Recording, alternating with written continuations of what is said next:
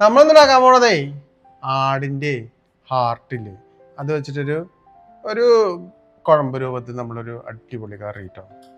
അപ്പൊ നമ്മുടെ ആടിന്റെ ഹാർട്ടാണ് ഇട്ടത്. ഇത് നമ്മൾ നന്നായിട്ട് ചെറിയ ചെറിയ ക്യൂബ്സ് ആയിട്ട് നമുക്ക് കട്ട് ചെയ്തെടുക്കാം കേട്ടോ.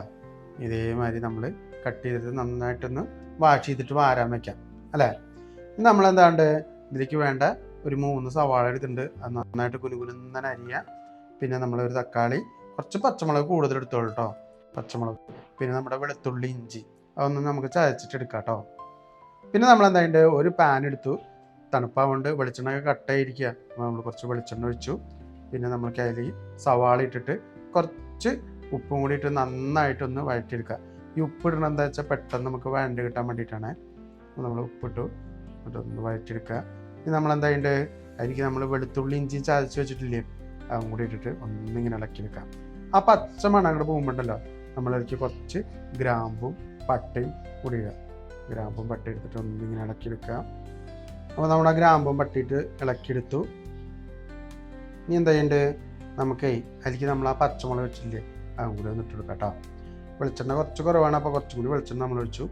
നമ്മൾ ആ പച്ചമുളക് ഇട്ടു, ഒന്നും കൂടി വഴറ്റുക. പിന്നെ നമുക്കിതിലേക്ക് വേണ്ട മല്ലിപ്പൊടി, കുറച്ച് മുളക് പൊടി, പിന്നെ നമ്മൾ കുറച്ച് മീറ്റ് മസാല ചേർക്കണ്ട കേട്ടോ. കുറച്ച് മീറ്റ് മസാല ഇട്ട് നന്നായിട്ടൊന്ന് ഇളക്കിയെടുക്കാം കേട്ടോ. നന്നായിട്ട് ഇളക്കിയിട്ട് നമ്മൾ എന്ത് ചെയ്യണം, നമ്മൾ ആ തക്കാളിയും 2-3 കരിവേപ്പിലയും കൂടി ഇട്ട് കൂടി ഒന്നും കൂടി ഇളക്കാം. അതും കൂടി ഇട്ട് ഇളക്കിയിട്ട് നമ്മൾ വെട്ടി വെച്ച നമ്മുടെ ആടിൻ്റെ ഹാർട്ടില്ലേ അതും കൂടി നമ്മളിട്ട് നന്നായിട്ടൊന്ന് ഇളക്കിയെടുക്കുക. അതിന് മുകളിൽ കുറച്ച് മഞ്ഞൾപ്പൊടി കൂടി ഇട്ടെടുത്തോളൂ.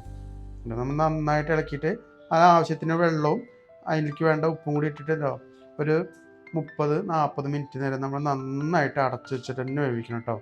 അടച്ചു വെച്ച് വെന്തതിന് ശേഷം നമ്മൾ ആ മൂടി തുറന്നിട്ട് ഒന്നിങ്ങനെ ഡ്രൈ ആയിട്ട് എടുക്കാം കേട്ടോ. ഇപ്പോൾ ഓൾമോസ്റ്റ് വെള്ളമൊക്കെ വറ്റാൻ തുടങ്ങിയിട്ടുണ്ട്. ഒന്നും കൂടി വറ്റുമ്പോണ്ടല്ലോ നമ്മളുണ്ടോ നമ്മുടെ ആടിൻ്റെ ഹാർട്ടിൻ്റെ നല്ല അടിപൊളി ഒരു കറി റെഡി. ഓക്കെ, അപ്പോൾ എല്ലാവരും ഒന്ന് ഉണ്ടാക്കി നോക്കുക, അഭിപ്രായങ്ങൾ പറയുക കേട്ടോ. Thank you.